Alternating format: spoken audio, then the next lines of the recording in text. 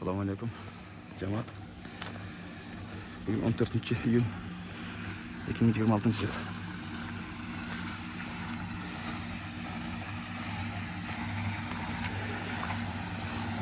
Assalamualaikum.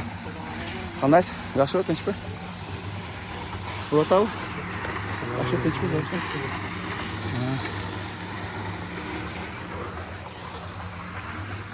Xudo xolasa. Sesini qo'yishsa qo'yardi.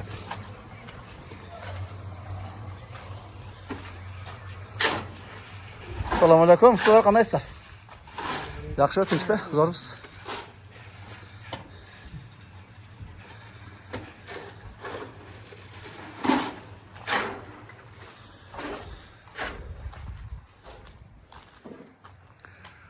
Şu yağı bitti. Yağı kalkamlar. Ama gitti yan tarafı koydur.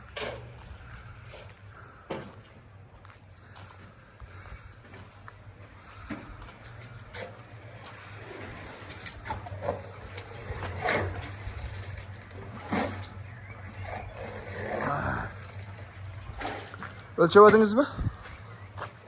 Neç metre çıktı? 80 metre. Ровно 80 metre çıktı.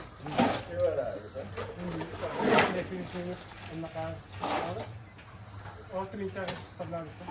Qancha? 6000. 6000? Kırgız dolarlar. Ha. Bu metre kaç olsa? Neç katarsın? Neç kata olurlar? Neç kata mı? 4 qatar. 4 qatar. 4 kata? Ha, 4 kata olsa. 10 katarga 6000 tane.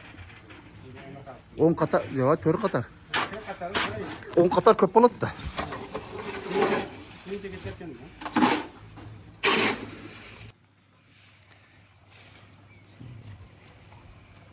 Qanda?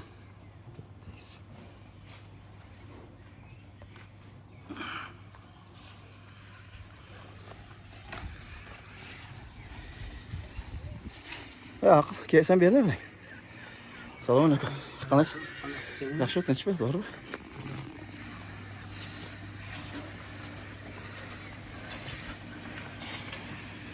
Bu yerda endi bunday qirjar. Tomosha jar. Nerede? Sular çay içiyor. Çaylar var. Şöyle sayada, şabada oturup.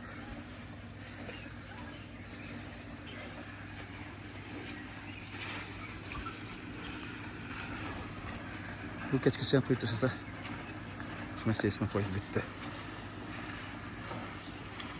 Sement geldi.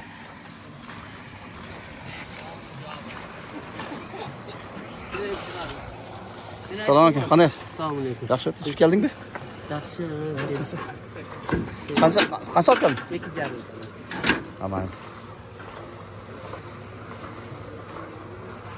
İş bo'ladi soda?